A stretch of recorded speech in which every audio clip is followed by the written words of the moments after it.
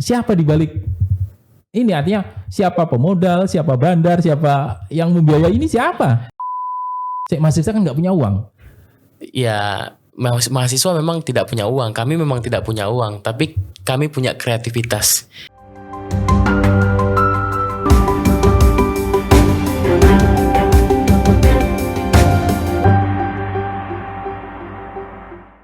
Selamat siang para Tribuners dan pemirsa tercinta Surya Online TV. Nah, ini adalah siang yang ya luar biasa buat kami, buat kita semua para Tribuners. Saat ini saya kedatangan tamu istimewa juga. Dia adalah Ketua Umum Partai Mahasiswa Indonesia.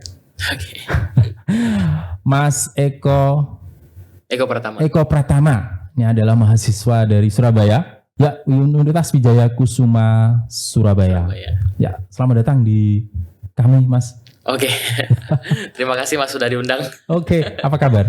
Alhamdulillah sehat, Witan. Wow, ini tensi kemudian masih terus. Ya, kita nikmati aja. betul. Baik para Tribuners, kita akan ngobrol selama 30 menit ke depan untuk ngobrol podcast gitu, mengenal lebih jauh sosok Partai Mahasiswa Indonesia yang diketuai oleh Mas Eko Pratama. Siap. Ya. Nah, Mas Eko, ya. Saat ini masih aktif di kampus? Kalau di kampus, saya kebetulan baru selesai untuk S1-nya. Insya Allah habis ini mau lanjut. Tapi kalau untuk di WK, saya kan masih harus koas. Ada koasistensi yang harus saya lakukan. Jurusan apa? Saya dari Fakultas Kedokteran Hewan. Oh, dokter hewan. Oke. Dokter hewan ke politik ini. Ya, mungkin lebih tertarik ke sana. Oke. Jadi dokter hewan di semester sekarang berapa? Sekarang saya masuk itu 2016. Oh, 16, sekarang 22. Sekarang udah semester. Kalau selesai habis studi mata kuliah selesai semua itu di semester 9 saya. Oke. Cuma saya belum yudisium kan karena waktu itu saya masih punya tanggungan di organisasi. Begitu. Ya. Mas Eko ini tidak salah adalah ketua BEM ya? Iya, mantan ketua BEM. Mantan ketua BEM. Ya. Baik BEM di kampus? Di kampus, pernah jadi koordinator Aliansi BEM Surabaya juga. Terus pernah jadi koordinator Aliansi BEM Nusantara. Oh. BEM Nusantara artinya BEM pusat yang membawai semua Nusantara? Iya. Seluruh Nusantara? Beberapa kampus yang bergabung di Aliansi BEM Nusantara. BEM Nusantara, Aliansi BEM Nusantara, ya. Tapi sekarang sudah selesai. Iya, udah mantan. Periode berapa itu yang BEM Nusantara? BEM Nusantara 2021-2022. Istilahnya apa itu? Ketua BEM atau Koordinator. Koordinator? Iya. Itu sudah level tertinggi ya? Sebenarnya untuk BEM Nusantara? Iya, untuk BEM Nusantaranya. Oke. Jadi pernah menduduki level tertinggi di BEM Nusantara. Ya. Kemudian, ini yang kita akan tanyakan khusus ya. Kemudian mendirikan Partai Mahasiswa Indonesia, PMI singkatannya. PMI. Oke. Nah, tolong dong diceritakan waktu itu kemudian memutuskan dan menggeluti politik dan kemudian mendirikan PMI ini seperti apa sejarahnya? Oke. Sebenarnya Partai Mahasiswa Indonesia ini PMI itu sudah kita pikirkan sejak lama. Kalau secara pribadi sih memang pengen berpolitik, ya kan. Kebetulan proses di dalam organisasi punya banyak relasi, teman-teman BEM, ya kan. Mencoba untuk gimana kita setelah ini tuh mau ngapain gitu. Yeah. Kita kan udah pada mau habis nih periodisasinya di kampus masing-masing. Saya ini kita mau ngapain? Kan gitu. Apakah kita mau lanjutkan ya kan, proses kita ini, perjuangan kita ini, atau kita mau ya udah stop kan begitu. Jalan profesional di karir masing-masing gitu. Jadi setelah itu kita coba pikirkan kita mau ngapain dan tercetuslah gimana kalau kita bikin partai. Itu. Ya. Jadi awal 2021 terus ya lakukan konsolidasi dengan kawan-kawan di daerah. Duduk kan begitu. Kita coba paparkan apa tujuan kita. Kawan-kawan sepakat. Ayo kita bangun partai ini. Kita buat partai ini. Ya. Dan tahun 2022 awal keluarlah SK Kemenkumhamnya. Sudah menjadi partai politik. Baik. Jadi tanggal 21 Januari. Ya, Januari. 21 Januari 2022 ya. Partai Mahasiswa Indonesia sudah tercatat di Kemenkumham. Ya. Ya. Konsekuensinya kalau menjadi partai politik adalah harus pertarungan di pemilu ya? Iya. Itu kan ketika partai kita sudah besar dan tiketnya sudah bisa diaktifasi. Sekarang kan kita masih menuju ke sana. Jadi apapun tahapan-tahapannya kita coba lalui, kita coba penuhi. Baik. Begitu, Mas. Ya, jadi perjuangan akan terus dilakukan. Akan terus berlanjut. Betul. Seiring dengan bagaimana bisa meluruskan pandangan kawan-kawan terhadap keberadaan kami sebagai partai politik. Mahasiswa menjadi partai politik. Dan menjadi partai politik ya ini ya? Enggak juga. Kalau saya tidak mau dibilang ngeklaim. Yang jelas kami yang sepakat mendirikan partai ini dan diakui oleh negara kan begitu. Iya. Jadi anggota-anggota kita yang sepakat, yang mau, ayo. Kita bawa, kita lakukan prosesnya dan sekarang kita sudah menjadi partai politik dan kita akan melakukan tugas-tugas politik kita kepada teman-teman dan masyarakat. Ya, terus berjuang ya. Terus berjuang. Nah, apa enggak merasa waktu itu kalau sudah menjadi partai politik modalnya apa? Gimana kita harus kalau orang bilang parpol, bagaimana menghidupi pengurus, bagaimana kita akan berjalan 5 tahun ke depan lah minimal begitu. Sebenarnya simpel, Mas. Mahasiswa kan nggak punya uang. Ya, mahasiswa memang tidak punya uang. Kami memang tidak punya uang, tapi kami punya kreativitas yang kami bisa sambungkan kepada jejaring kami karena kita berjejaring. Gitu. Kan tidak bisa juga kita hidup terlalu ya begini-begini aja kan begitu. Kita punya kan kami tidak ucuk-ucuk jadi partai, jadi pengurus partai. Kami melalui proses panjang sebelumnya. Dari mulai di organisasi mahasiswa dan kita dari situ sudah membangun relasi-relasi kita. Nah, ketika orang-orang itu srek dengan kita dan itu tidak mempengaruhi independensi kita, kenapa tidak? Kan begitu. Jadi kita welcome aja dengan hal itu, asalkan tidak mengganggu independensi kita sebagai sebuah partai politik. Ya, ini mumpung kita bicara soal bagaimana kita kapital menjadi parpol ya. Banyak yang sedikit bahkan mencibir ya. Sangat banyak. Iya. Nah, Partai Mahasiswa Indonesia tentu mahasiswa yang menjadi pengurus ya. Nah, bagaimana mungkin siapa di balik ini, artinya siapa pemodal, siapa bandar, siapa yang membiayai ini siapa? Di balik ini ya kita. Kami pengurus DPP. Ada saya, ada sekjen saya, ada waketum saya. Ya kami yang harus berpikir bagaimana partai ini bisa tetap lanjut. Ya kan kita bisa membuat kegiatan-kegiatan. Sebenarnya banyak celahnya kalau kita mau. Ya kan? Kalau kita sudah skeptis di awal ya barang ini tidak akan jalan-jalan, Mas. Karena kami optimis, karena kami punya keyakinan, makanya kami akan terus menjalankan gimana pun ceritanya, gimana pun sakitnya, sampai mentok lah. Nggak bisa kalau karena ini kita stuck ya, kita juga harus berpikir ulang kan, apa formulasi yang tepat untuk kita bisa berjalan, begitu, Mas. Ya, tapi artinya memang seberapa penting atau memang urgen nggak sih bahwa kita harus berkapital besar, kita punya biaya? Nggak juga. Ya tergantung, ya kembali lagi tergantung kreativitas. Karena persyaratan yang ada itu tergantung bagaimana kita menerjemahkan. Contoh, kita harus punya kantor, ya kan, di setiap tingkatan sampai ke DPC. Ya kan, kita bisa gunakan kontrakan teman-teman, kita bisa gunakan rumah kawan-kawan yang domisilinya di situ untuk tempat berkumpul dan lain sebagainya. Saat ini Partai Mahasiswa Indonesia PMI berkedudukan pusat di Menteng.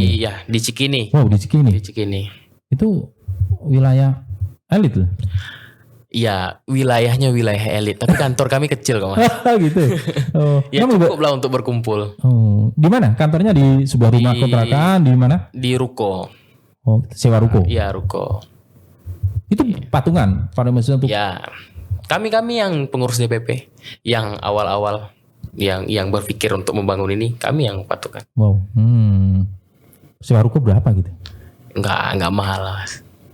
Sampai berapa? Berapa puluh juta? Ya puluhan gitu. Puluhan juta ya? Setahun? Setahun. Ya, tapi apapun itu harus Harus dipenuhi. dipenuhi Ya ya. gimana caranya kita yang cari Perjuangan ini. perjuangan. Salut ya.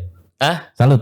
Harus. Ya, mahasiswa orang-orangnya tentu kalau pikiran mahasiswa kan bagaimana kreatif ya. Iya, bagaimana kreativitas kita untuk dapat sesuatu, untuk kita menjalankan wadah yang kita bangun. Nah, itulah yang menjadi semangat kami. Kolektif itu tadi, Mas. Betul. Jadi kalau selama ini mahasiswa mendirikan partai nggak punya uang, tapi dengan caranya bisa dapat uang. Bisa dapatkan untuk menghidupi partai. Oh. Siapa mereka yang kamu dapatkan dari siapa? Alumni? Ada aja, ya kenalan-kenalan, ya Oh, kan, gitu. yang serak dengan kita punya misi, yang mau membantu kita menjalankan partai ini, ada aja, Mas. Ya kan? Ada aja itu artinya jejaring tadi ya? Ya, jejaring tadi. Bisa dari jejaring, bisa dari kami juga kan punya usaha kecil, Mas. Oh. Ya kan, untuk menghidupi ya setidaknya kegiatan-kegiatan sedikit-sedikit bisa lah. Gitu. Usaha apa? Kalau Mas Eko? saya ada beberapa lah usaha, tapi kecil memang. Apa itu, jualan apa atau? Ya, Apa itu? kawan-kawan, ya saya di Sumatera Barat tuh ada kawan saya yang saya suruh jualan. Saya modali. Jualan apa itu? Jualan banyak. Apa Ada itu? Fashion, makanan. makanan. Oh, makanan. Gerobak, ringan. Bak, Kafe? ada 3. Oh, iya iya. Mereka lah berjalan. Nah, nanti 1 bulan bagi hasil. Nah, itu kadang saya buat untuk kegiatan-kegiatan. Ya. Yang kecil-kecil masih bisa lah di cover dengan itu. Wah. Jadi intinya asal ada kemauan, jalannya pasti ada, Mas. Oh, iya iya iya. Tapi kalau ada wacana parpol kan mesti biaya tinggi. Dari keberlangsungan akan sejauh mana itu akan bisa terpenuhi ya? Ya tentu kita harus melihatnya secara proporsional, ya kan? Kita mau buat apa dulu? Ya kan? Mungkin kita lebih bisa meminimalisir pengeluaran itu dengan hal-hal yang bisa dimanfaatkan. Contoh hari ini kita rapat-rapat, nggak perlu kita kumpul, kecuali rakernas buat rakernas kayak gini ya. Kayak kemarin kita adakan di Surabaya, ya kita harus kumpul satu tempat kan begitu. Rapat-rapat kita bisa online kan begitu. Kegiatan-kegiatan kawan-kawan pun ya jarang yang memberatkan pengurus pusat, mereka bisa cari sendiri. Oh iya iya. Untuk buat kegiatan. Ya intinya ya bagaimana cara menjalankan organisasi pada umumnya, begitulah kami menjalankan partai. Gitu. Simple, yang penting substansinya dapat. Ya. Dapat uang juga. Enggak. Artinya mendapatkan tadi membayar sewa ruko. Kalau begitu-begitu tuh ya urusan kami ya. Kami pengurus DPP ya kan. Untuk bagaimana bisa identitas kita itu tetap ada. Wah ini ya kan? Semangat ketum ini luar biasa ini. Harus. Untuk menghidupi PMI. Ya, Eko Pratama ini adalah mahasiswa dari Kepulauan Riau aslinya ya? Saya dari Kepulauan Riau. Mana Mas? Desa, kecamatan dan kabupaten? Saya di Desa Bukit Padi, Kecamatan Jemaja Timur, Kabupaten Kepulauan Anambas, Provinsi Kepulauan Riau. Wah, jadi pulau banget. Pulau banget ya. Pulau banget. Tapi nggak terpencil banget nggak kan? Terpencil. Terpencil. Terpencil. Sinyal aja masih Telkomsel Bakti di sana. Iya. Itu kampung saya. Iya. Anak terpencil masih terpencil. Tapi semangatnya enggak terpencil, Mas. Wah pasti. Semangatnya terbesar. Amin. Ya. Buktinya masih mampu bertahan kan? Ya. Luar biasa Mas ya. Eko Pratama kemarin sempat memimpin Rakernas. Rakernas pertama PMI digelar di Surabaya dengan diikuti seluruh DPD PMI. Ya, DPD. Pimpinan DPD. Ya, PMI saat ini perjalanannya sudah sampai titik mana, Mas? Saat ini masih perampungan kepengurusan. Ya kan? Kita masih isi DPC yang masih bolong sampai ke tingkat PAC yang masih belum ada pengurusnya. Seiring dengan penolakan-penolakan yang masih muncul. Nah, ini kan saya tuh setiap 2 minggu sekali rapat dengan kawan-kawan ya kan untuk evaluasi rekrutmen. Rekrutmen pengurus. Iya, rekrutmen pengurus. Pertama yang harus dilakukan adalah bagaimana ada kepengurusan partai. Iya, kepengurusan partai harus lengkap di setiap tingkatan. Gitu. Iya. Itu kalau untuk ikut pemilu. Kan begitu. Kita harus punya segala macam bentuk infrastruktur partai yang lengkap. Iya. Ditambah lagi dukungan dari keanggotaan, ya kan? Kalau di persyaratan KPU itu kan kita harus punya 1/1000 anggota dari jumlah penduduk yang ada di kabupaten kota tersebut. Itu juga masih usaha kami lakukan, walaupun tahapan sudah di depan mata. Ya, untuk menjaga semangat kami, semangat kawan-kawan semua, kita lakukan aja. Sampai manapun nanti batasnya, ya sudah, itulah kemampuan kita untuk saat ini. Tapi saya yakin ya rumah kecil ini akan kemudian menjadi besar ketika semangatnya kita pelihara, kita jaga. Ya, kompak, solid ya. Kompak, solid. Apapun cibiran, apapun hujatan, ya kita jawab aja. Jawab aja. Suatu saat pikiran teman-teman yang lain juga pasti akan terbuka.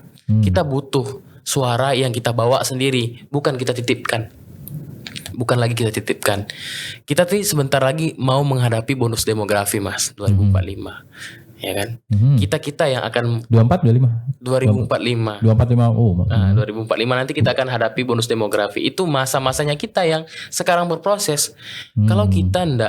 Kalau kebijakan-kebijakan politiknya tidak diisi oleh kita anak-anak muda, terus nanti bagaimana kita menikmati bonus demografi tersebut? Jangan menjadi bencana demografi itu bonus demografi. Iya. Kan begitu kan, sayang. Nah, kita tuh menjadi kelompok yang mempersiapkan itu juga.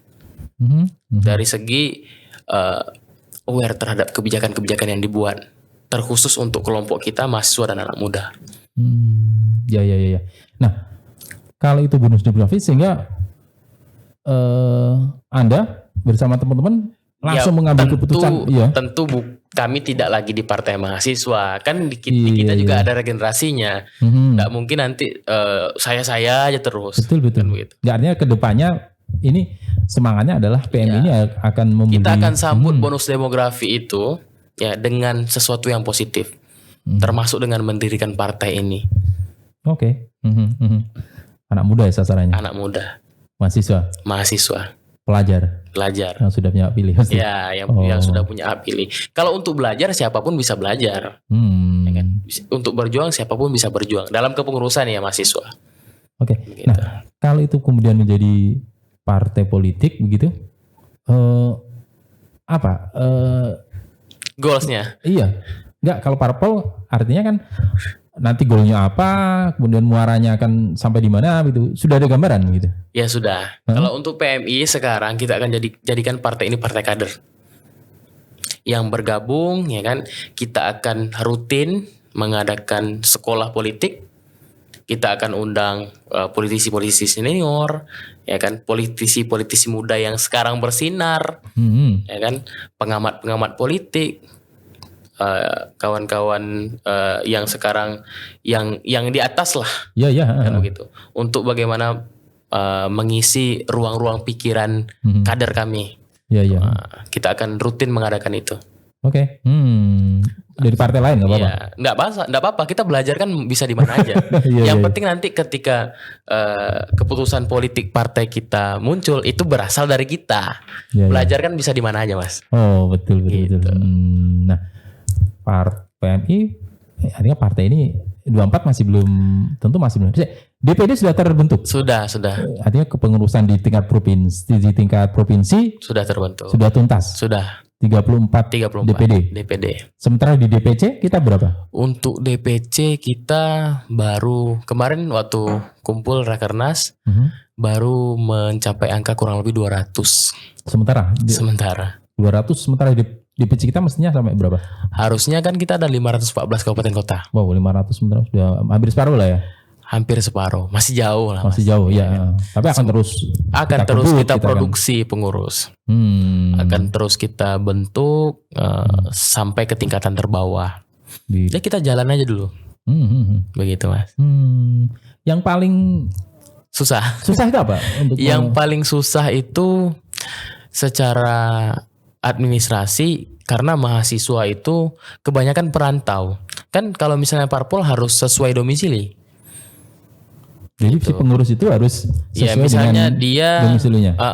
Misalnya dia KTP-nya Papua Barat, ya udah dia harus di Papua Barat. Begitu. Kecuali dia di pusat.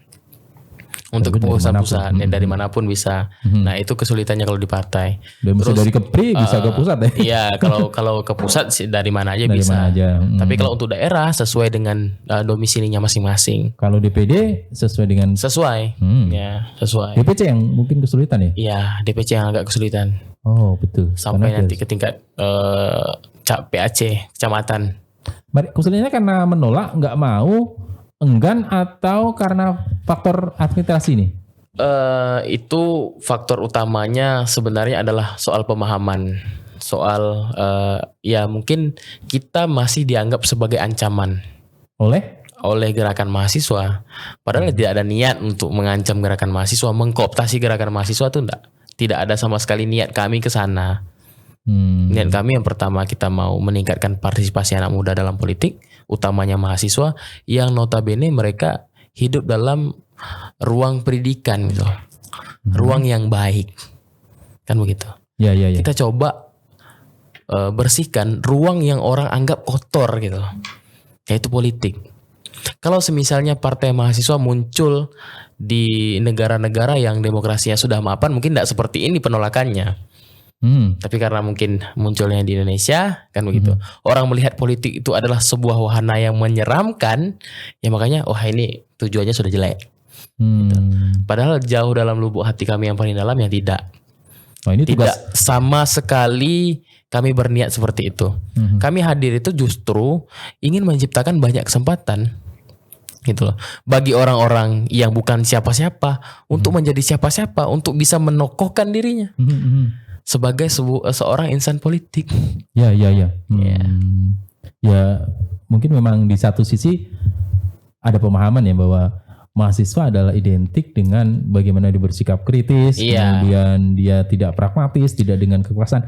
Sementara kalau parpol itu kan sudah pasti dia akan ke kekuasaan. Artinya kan berseberangan.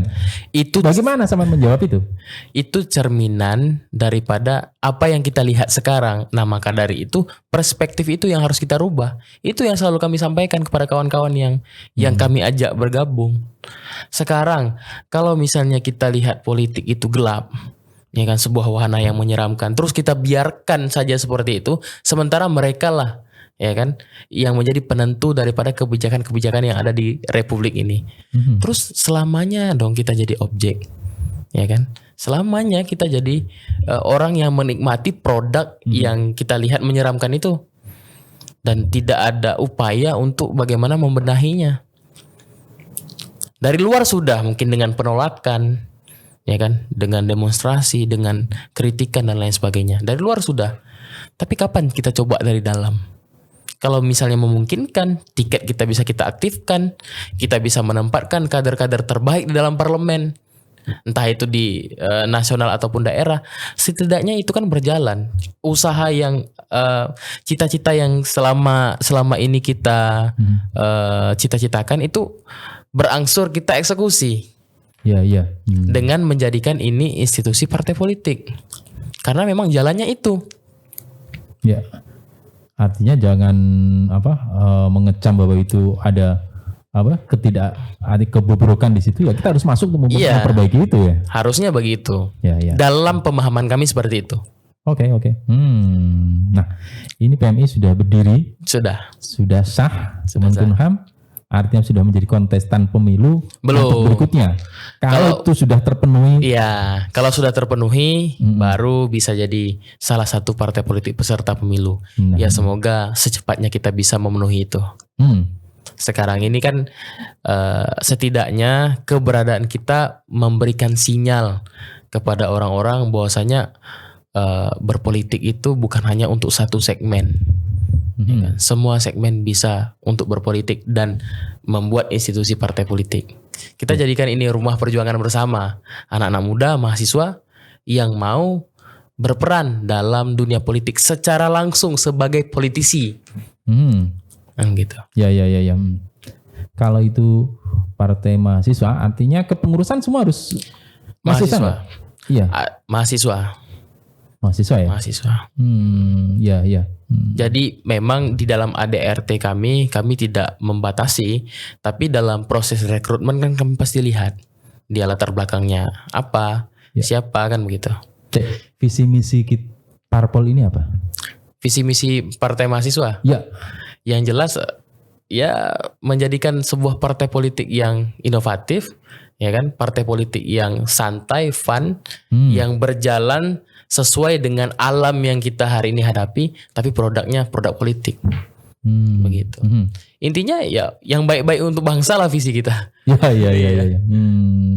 Nah, begitu Mas. Nah, di kita pertarungan politik tentu akan jauh lebih keras ya. Ya. PMI kalau kita berdoa, kita akan terus mendukung lah bahwa PMI harus terus maju ya. Nah, kalau itu nanti menjadi kontestan sebagai pemain aktif, ya pemain dalam pendatang baru misalnya. Gimana Saman melihat partai-partai lain gitu? Sejauh mana Saman bisa punya daya tarung yang melihat para parpol yang sudah mapan gitu? Minder? Enggak lah. Enggak ya? Enggak minder. Kenapa tidak minder? Ya karena ya kita juga bisa harusnya gitu. Dengan ketahanan pikiran kita, dengan semangat kolektivitas kita, harusnya kita bisa seperti partai-partai yang sudah mapan, ya kan, punya keterwakilan di parlemen daerah, punya keterwakilan di pusat, kader-kadernya bisa menjadi orang-orang yang menempati posisi-posisi strategis. Harusnya kita bisa juga seperti itu, karena prosesnya sama saja sebenarnya. Ini persoalan keyakinan saja Mas. Oke. Keyakinan ya. Iya. Kalau yakin kemudian enggak kan gitu. Wakil artinya kalau itu calegnya misalnya. Kalau parpol ada dari calegnya. Caleg bisa dari pengurus, bisa dari pengurus. Bisa. Nah, sementara mahasiswa mereka punya kontribusi enggak terhadap masyarakat sehingga masyarakat itu memilih si caleg PMI ini? Harusnya bisa sesuai dengan produktivitas partai kami. Kan begitu. Kelihatan enggak partai kami ini punya kontribusi untuk masyarakat? Oke. Kalau enggak kelihatan ya enggak akan dipilih. Kan begitu. Dan kami yakin kami bisa berkontribusi untuk masyarakat dan kami kemudian ke depan bisa dipilih oleh masyarakat. Amin ya. Amin. Oke. Nah, kalau mungkin mahasiswa ya bisa dirasionalisasikan gitu, dijelaskan. Sosok mahasiswa, mahasiswa, kemudian masyarakat bisa mengenalnya itu dari kiprah apa? Banyak hal yang bisa membuat kami dikenal oleh masyarakat. Pertama, kita tentu di Partai Mahasiswa punya orang-orang dari lintas disiplin ilmu apapun yang bergabung dalam Partai Mahasiswa. Ada ilmu hukum, pendidikan, dan lain sebagainya, kedokteran. Kita bisa mulai dari pendampingan terhadap masyarakat. Misalnya ada masyarakat yang punya problem hukum, yang tidak tahu dia harus kemana. Nah, kami ya kan, pengurus-pengurus dan kader kami harus pasang telinga dan mata yang tajam ke arah sana. Hadir di situ, bantu masyarakat. Di situ masyarakat akan bisa mengenal kami dan merasakan keberadaan kami, Partai Mahasiswa Indonesia. Ya kalau misalnya pengurus kami mengeksklusifkan diri, ya itu yang gawat, itu yang nggak seharusnya dilakukan. Maka dari itu kami tekankan pengurus-pengurus kami memang harus dekat dengan persoalan-persoalan masyarakat yang mampu dan bisa untuk diatasi, gitu, dengan ilmu kita masing-masing. Ya, begitu Mas Baidi. Kalau mahasiswa kan cenderung relatif sukanya ngomong yang berwacana, kemudian tidak taktis gitu. Bagaimana kita meyakinkan ini kepada masyarakat yang menginginkan sesuatu yang real? Misalnya kalau tara hukum, oke lah, kalau pendampingan hukum barangkali bisa. Yang lain lah persoalan masyarakat, layanan, kemudian infrastruktur gitu-gitu. yang begitu-begitu tentu harus melihat daripada porsi kita, kemampuan kita seperti apa. Nah sekarang ini kita kuatkan saja dengan kemampuan yang kita ada. Nggak mesti kita harus bagi-bagi sembako. Kalau misalnya kita nggak punya sembako itu, atau nggak mesti kita harus bangunkan MCK ketika kita nggak bisa punya uang, nggak punya uang untuk bangun MCK. Setidaknya kontribusi pemikiran kita yang kita tahu ya kita salurkan kepada masyarakat. Begitu Mas. Banyak jalan Mas. Ya. Masih banyak cara untuk menjalankan partai ini. Oke. Nah, Mas Eko selaku Ketum DPP PMI, ya. Dalam kurun waktu 5 tahun ke depan lah, ya. Sosok PMI ini akan seperti apa? Artinya sosok itu kiprah, kemudian posisi, bergaining, kemudian wajah kita akan seperti apa? PMI di target tadi yang wajah kita akan tetap sama seperti perjuangannya mahasiswa. Seperti apa perjuangan mahasiswa, tentunya seperti itulah harusnya kami. Begitu. Kita perjuangan apa misalnya? Ya perjuangan melihat bagaimana kebijakan-kebijakan publik yang kurang menguntungkan masyarakat kita, kritis terhadap hal itu. Ya PMI harus seperti itu. Warna kita harus tetap berada pada garis itu. Gitu. Jadi nggak bisa kita harus selaras juga dengan apa yang hari ini kawan-kawan mahasiswa perjuangkan, tapi mungkin caranya berbeda, begitu. Kalau parpol, kalau ini PMI lebih taktis nanti tentu ya. Harusnya lebih bisa menjangkau, ya kan, hal-hal yang tidak dijangkau oleh teman-teman yang lain, begitu. Harusnya seperti itu. Dan kita berusaha untuk itu, Mas. Ya, harus terus berusaha. Harus betul. Ini semangat muda lah, misalnya darah-darah segar begini. 29 kita sudah mungkin target ya itu. Target kita dari tahun ke tahun apa? Atau kapan kita akan? Dari target kami pertama rekrutmen, terus melakukan kaderisasi. Nah setelah tahap pertama kaderisasi misalnya, setelah itu kader kita sebarkan. Ya kan, untuk memperkenalkan PMI, apa yang menjadi perjuangan PMI dan segala macamnya. Setelah itu dapat kader lagi, kaderisasi lagi, sehingga nanti pada saat masuk kepada waktu pemilu, kita sudah siap. Ya. Kita sudah siap melihat keadaan yang harus kita hadapi. Baik. Target DPC dari 500-an itu harus tuntas kapan? Secepatnya. 2 tahun ini? Satu ini? Harusnya enggak sampai 1-2 tahun ini harus selesai. Harus tuntas ya? Iya, harus tuntas. Apalagi ada momentum politik nih 2024. Pileg, Pilpres, Pilkada, kan begitu. Harusnya gairah teman-teman terhadap politik lebih tinggi di situ. Tapi memang masih jadi penonton dong. Iya, tidak masalah Mas. Yang penting kita bisa ikut turut serta meningkatkan partisipasinya. Setidaknya kader-kader kita, kan kader-kader kita ini, anggota-anggota kita tidak semuanya yang aktivis. Ada mahasiswa biasa. Ini yang harus kita terus isi pemahamannya terhadap pemilu gitu. Memilih itu bukan hanya sekedar memilih gitu. Nah kalau misalnya dia kader partai, harusnya dia lebih bisa cerdas daripada masyarakat pada umumnya. Ya. Oh ini saya bayangkan kalau mahasiswa seluruh Indonesia berapa ya? Seluruh Indonesia jutaan Mas. Jutaan lah. Jutaan. Kalau kami mampu untuk memberikan pemahaman dan mereka akhirnya menjadi tertarik untuk masuk partai politik dan itu bersama kami di PMI, harusnya kita bisa jadi besar. Gitu. Kalau itu wungkul, itu solid. Dan itu keyakinan kami. Kami terus mencoba berusaha meyakinkan. Ya memang bisa dikatakan ini sesuatu yang ya orang bilang gak masuk akal lah. Tapi kami punya keyakinan ke arah sana Mas. Suatu saat kita akan bisa berkumpul di sini. Gitu loh, untuk memperjuangkan apa yang seharusnya kita perjuangkan.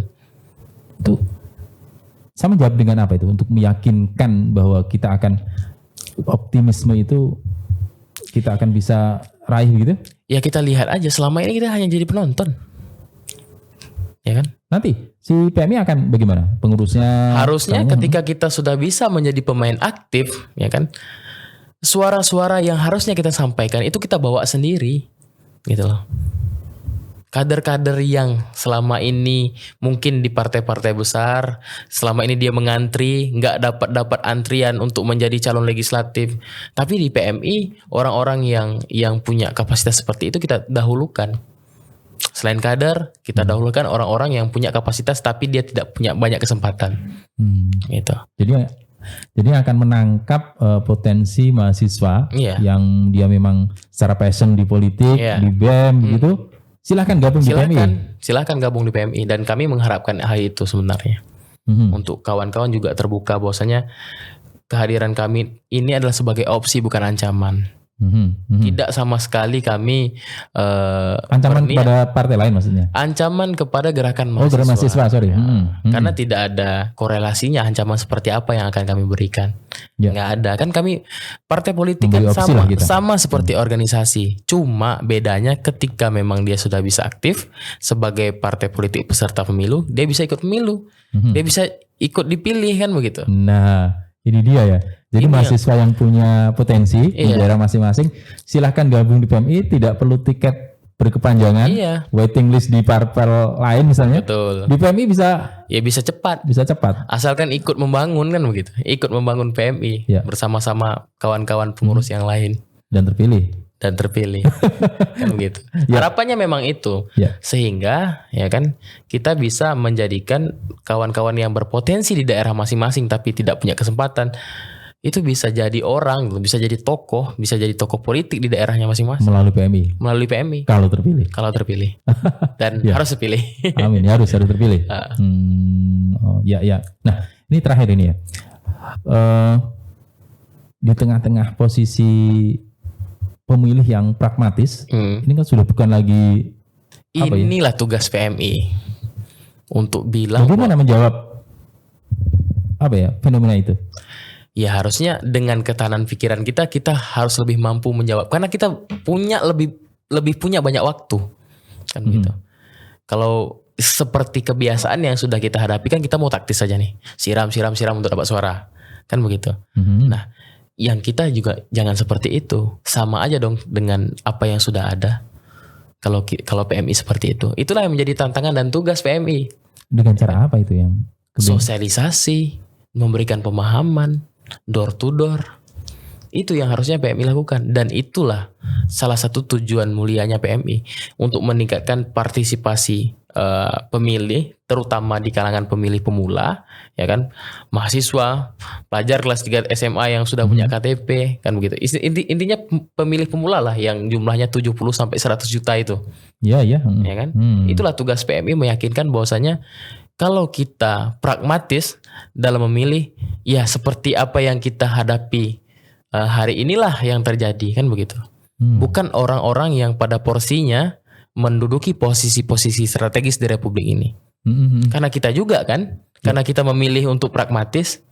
Coba kalau kita pilih yang benar-benar berjuang, mungkin tidak seperti ini. Nah, itulah tugas PMI. PMI akan untuk sementara sebelum menjadi partai politik peserta pemilu. Oke.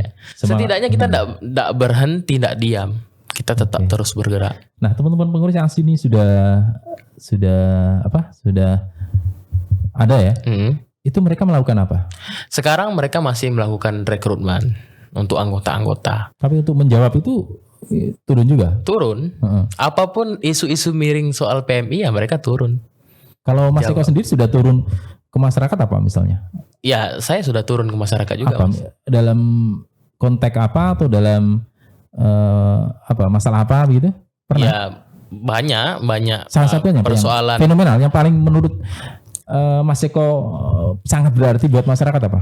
Saya kemarin walaupun masih belum pakai PMI ya, karena saya di PMI itu baru.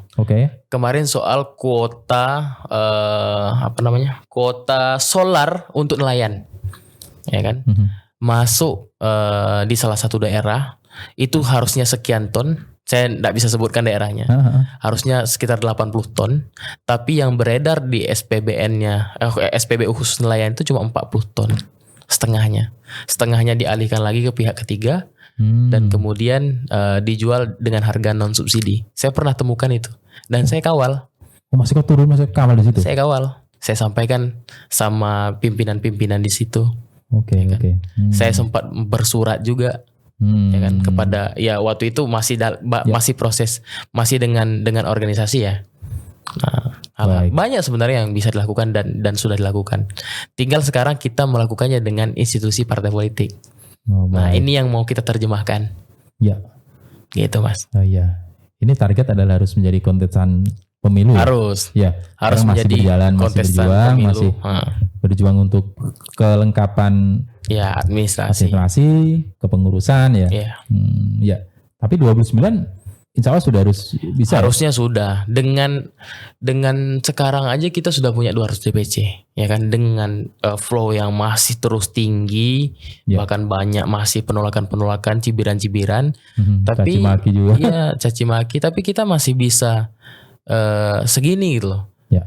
Nah, ke depan ketika terobosan kita sudah bisa dilakukan, ya kan, dan teman-teman itu memberikan kita kesempatan untuk menunjukkan kerja-kerja politik kita, tentu kepengurusan kita akan lebih banyak dan simpatisan kita juga mulai ada kan begitu. Baik. Bukan sebuah ketidakmungkinan 2029 kita sudah bisa jadi partai politik peserta pemilu. Itu kan dimulai nanti 2027. Oh iya. Bisa, dan kami memiliki keyakinan di sana. Ya. Oke. Mas Eko Pratama, Ketum DPP PMI Partai Mahasiswa Indonesia. Senang bisa ngobrol. Kapan-kapan ngobrol lagi di sini. Ya. Ini kita perlu waktu lama ini untuk mengupas sosok PMI. Betul. Partai baru ini. Partai yang paling kontroversial kali ya untuk 2022 awal sampai ke sini. Ya. Makanya saya hadirkan di sini. Siap. Buat Tribuners tahu sendiri, ya inilah sosok Eko Pratama dari Kepulauan Riau, mahasiswa Universitas Wijaya Kusuma. Kalau sekarang berarti terhitungnya sudah tidak mahasiswa lagi di UWK. Karena Yudisium kapan udah? Udah, Yudisium udah. Tinggal mau lanjut S2 lagi, Mas. Oh. S2.